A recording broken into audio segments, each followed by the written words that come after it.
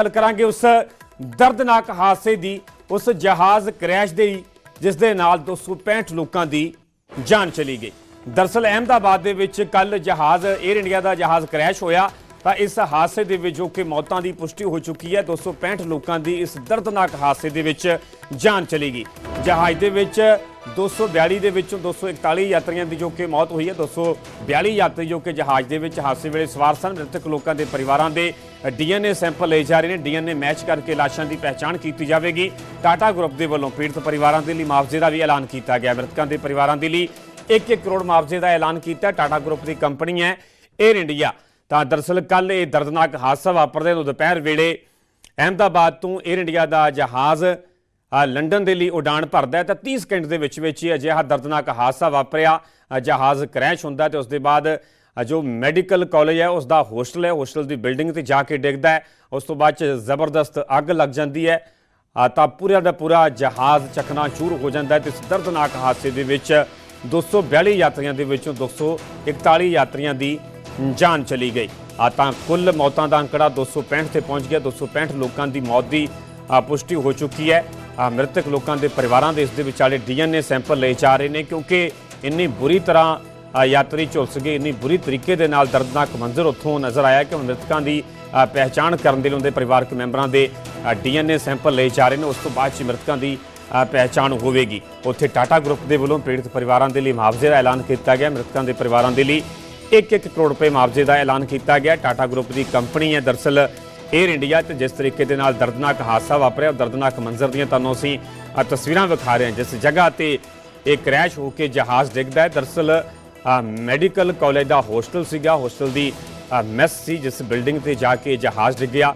तो उस बिल्डिंग के विच जिहड़े कि डॉक्टर सन लंच का टाइम सी, खाना भी खा रहे सन तो कई डॉक्टर इसकी चपेट के विच आए ने। उत्थे ही 242 यात्रियों के विचों 241 यात्रियों की जान चली गई। हालांकि एक यात्री इस हादसे के विचों बचिया है।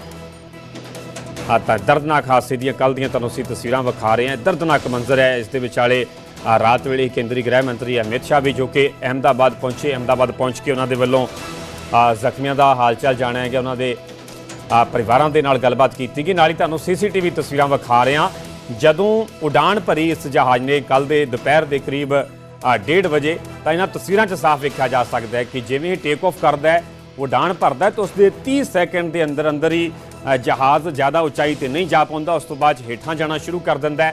तो अचानक अगे जाके जो मैडिकल कॉलेज का होस्टल सीगा, मैस सी, उस ते जाके एक क्रैश होंदा है। ये जहाज़ डिग जाता है। 30 सेकंड के विच ही ये अजिहा दर्दनाक हादसा वापरिया कि 241 यात्रियों का यह सफ़र आखिरी सफ़र साबित होया। जिस तरीके दे नाल ये दर्दनाक हादसा वापरिया, पूरे हादसे दी तस्वीरां भी कैमरे दे विच कैद हुई ने। तुहानूं CCTV तस्वीरां विखा रहे हैं कि किवें इस जहाज़ ने अपने तय समय के मुताबिक उड़ान भरी, टेक ऑफ करता है तो उसके 30 सेकंड के अंदर अंदर ही किवें हादसा वापरदा। उस तो बाद अग दीयां लपटां निकलदियां, धुएं दा गुबार निकलदा। इन्हां तस्वीरां दे विच साफ वेख्या जा सकदा है। तां इस दे विचों 242 यात्री जो कि इस जहाज़ के सवार सन, जिस दे विचों कि 169 भारतीय दसे जा रहे हैं।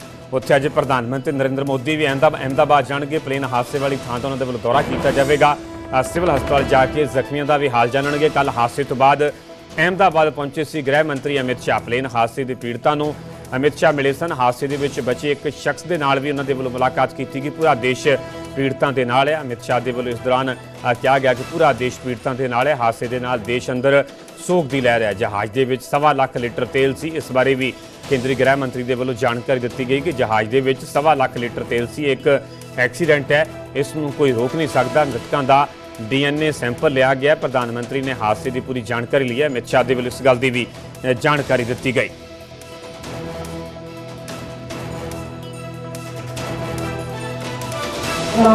दोपहर को एयर इंडिया की फ्लाइट संख्या AI 171 दुर्घटनाग्रस्त हुई और कई पैसेंजर इसके अंदर हताहत होने की संभावनाएं हैं। इस घटना से पूरा देश क्षुब्ध है और पूरा देश एक साथ पूर्ण संवेदनाओं के साथ ये जो दुर्भाग्यपूर्ण हादसे में पैसेंजर हताहत हुए हैं, इनके परिजनों के साथ खड़ा है। सबसे पहले मैं भारत सरकार, गुजरात सरकार, भारत सरकार के प्रधानमंत्री जी और गुजरात सरकार की ओर से भी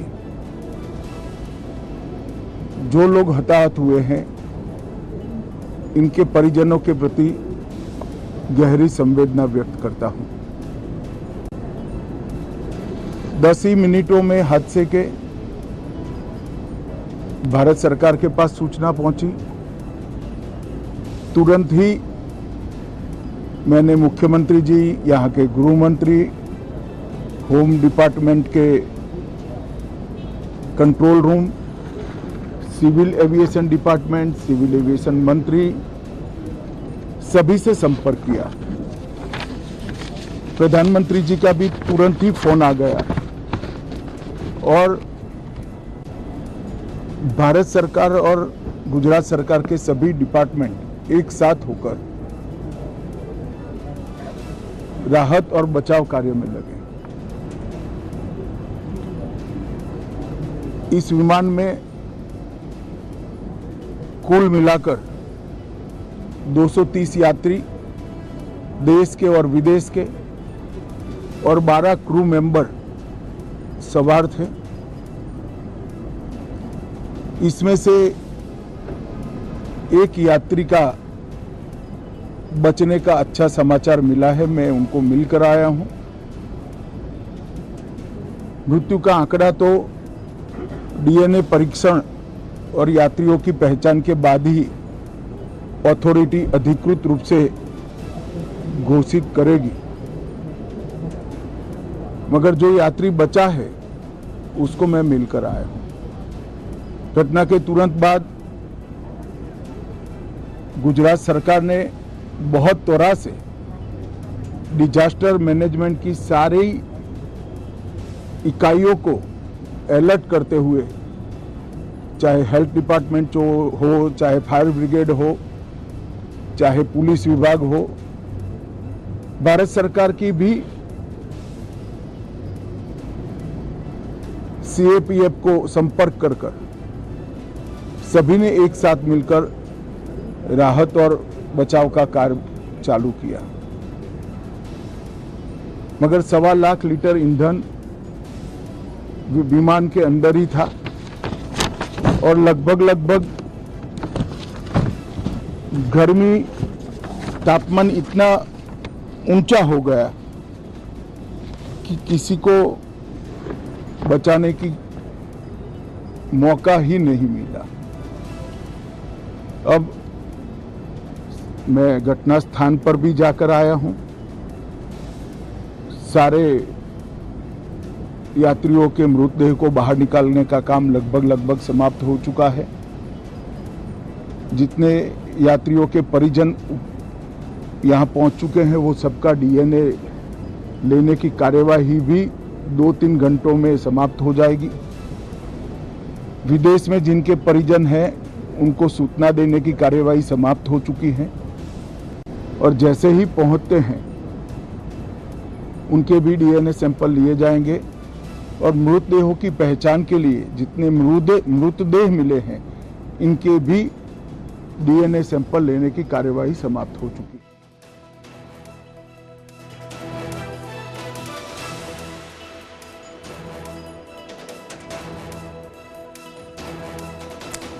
ਅੱਜ ਪ੍ਰਧਾਨਮੰਤਰੀ ਨਰਿੰਦਰ ਮੋਦੀ ਵੀ ਅਹਿਮਦਾਬਾਦ ਜਾਣਗੇ। ਪਲੇਨ ਹਾਦਸੇ ਵਾਲੀ ਥਾਂ ਤੋਂ ਉਹਨਾਂ ਦੇ ਵੱਲੋਂ ਦੌਰਾ ਕੀਤਾ ਜਾਵੇਗਾ। ਰਾਤ ਵੇਲੇ ਕੇਂਦਰੀ ਗ੍ਰਹਿ ਮੰਤਰੀ ਅਮਿਤ ਸ਼ਾਹ ਵੀ ਘਟਨਾ ਵਾਲੀ ਜਗ੍ਹਾ ਪਹੁੰਚੇ। ਉੱਥੇ ਜ਼ਖਮੀਆਂ ਦੇ ਨਾਲ ਵੀ ਉਹਨਾਂ ਦੀ ਮੁਲਾਕਾਤ ਕੀਤੀ ਗਈ। ਜ਼ਖਮੀਆਂ ਦਾ ਵੀ ਹਾਲ ਜਾਣਿਆ ਗਿਆ।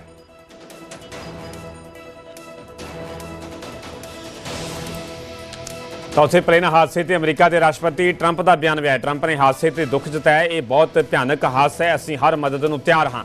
ਡੋਨਲਡ ਟਰੰਪ ਦਾ ਵੀ ਇਸ ਦਰਦਨਾਕ ਹਾਦਸੇ ਨੂੰ ਲੈ ਕੇ ਬਿਆਨ ਸਾਹਮਣੇ ਜਿਸ ਤਰੀਕੇ ਦੇ ਨਾਲ ਦਰਦਨਾਕ ਮੰਜ਼ਰ ਕੱਲ ਨਜ਼ਰ ਆਇਆ ਤਾਂ ਪਲੇਨ ਹਾਦਸੇ ਤੇ ਅਮਰੀਕਾ ਦੇ ਰਾਸ਼ਟਰਪਤੀ ਟਰੰਪ ਦਾ ਬਿਆਨ ਆਇਆ। ਉਹਨਾਂ ਨੇ ਜਿੱਥੇ ਕਿ ਟਰੰਪ ਨੇ ਹਾਦਸੇ ਤੇ ਦੁੱਖ ਜਤਾਇਆ, ਉੱਥੇ ਹੀ ਉਹਨਾਂ ਨੇ ਕਿਹਾ ਕਿ ਬਹੁਤ ਭਿਆਨਕ ਹਾਦਸਾ ਹੈ, ਅਸੀਂ ਹਰ ਮਦਦ ਨੂੰ ਤਿਆਰ ਹਾਂ, ਕਿਉਂਕਿ 242 ਯਾਤਰੀ ਇਸ ਜਹਾਜ਼ ਦੇ ਵਿੱਚ ਸਵਾਰ ਸਨ, ਜਿਨ੍ਹਾਂ ਦੇ ਵਿੱਚੋਂ 241 ਯਾਤਰੀਆਂ ਦੀ ਜਾਨ ਚਲੀ ਗਈ ਹੈ। ਹਾਲਾਂਕਿ ਇੱਕ ਯਾਤਰੀ ਦੀ ਵਾਲ-ਵਾਲ ਜਾਨ ਬਚੀ ਹੈ ਤੇ ਇਸ ਦੇ ਵਿਚਾਲੇ ਅਮਰੀਕਾ ਦੇ ਰਾਸ਼ਟਰਪਤੀ ਡੋਨਲਡ ਟਰੰਪ ਦੇ ਵੱਲੋਂ ਇਸ ਦਰਦਨਾਕ ਹਾਦਸੇ ਤੇ ਡੂੰਘੇ ਦੁੱਖ ਦਾ ਪ੍ਰਗਟਾਵਾ ਕਰਦੇ ਹੋਏ ਕਿਹਾ ਗਿਆ ਕਿ ਬਹੁਤ ਭਿਆਨਕ ਹਾਦਸਾ, ਅਸੀਂ ਹਰ ਮਦਦ ਨੂੰ ਤਿਆਰ ਹਾਂ।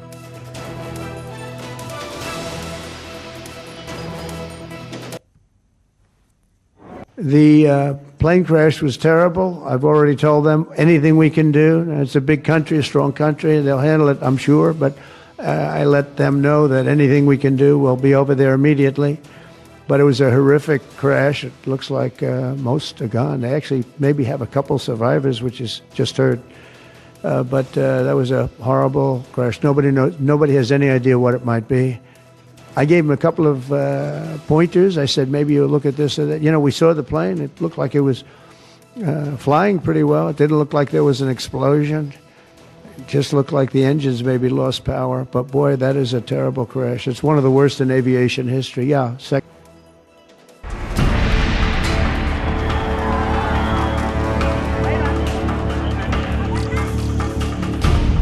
तारीख 12 जून 2025, समा दोपहर 1:38, जगह अहमदाबाद एयरपोर्ट।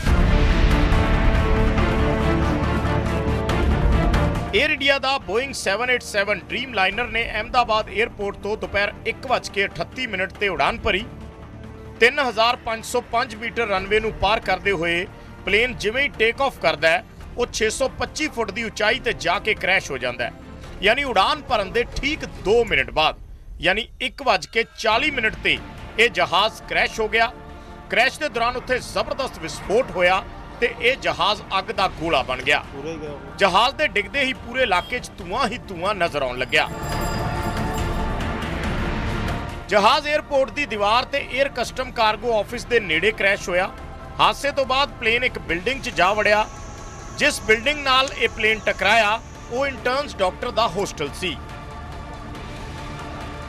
जो प्लेन क्रैश होया है उस एयर इंडिया दे बोइंग 787 ड्रीम लाइनर की लंबाई 56.70 मीटर है, जबकि उसके विंग की चौड़ाई 60 मीटर है। 2 इंजन वाले इस जहाज़ की फ्यूल कैपेसिटी 1,26,202 लीटर है ते इसकी कीमत 2,000 करोड़ तो भी ज्यादा है। इन्नी फ्यूल समर्था वाले जहाज़ च विस्फोट तो बाद कितनी वड्डी तबाही मची होएगी, इसका अंदाजा सहजे ही लाया जा सकता है। प्लेन क्रैश का जो वीडियो सामने आया वो बेहद खौफनाक है। जहाज़ क्रैश के मौके पर वड्डे पैमाने पर रेस्क्यू ऑपरेशन चलाया गया, जिस विच CISF ते फायर ब्रिगेड दी टीमां नूं लाया गया। शुरुआती रिपोर्ट के मुताबिक किसी तकनीकी खराबी की वजह नाल ये प्लेन क्रैश होया। एयर इंडिया का यह प्लेन अहमदाबाद तो लंदन जा रहा सी। बोइंग का 787 ड्रीम लाइनर अपनी फ्यूल एफिशिएंसी ते लग्जरी के लिए जानिया जाता है, पर सेफ्टी नूं लैके उसते अक्सर सवाल उठते रहे ने। ताज़ा हादसे ने एक बार फिर बोइंग 787 की सुरक्षा ते गंभीर सवाल खड़े कर दिते ने। Bureau report, news 18 Punjab.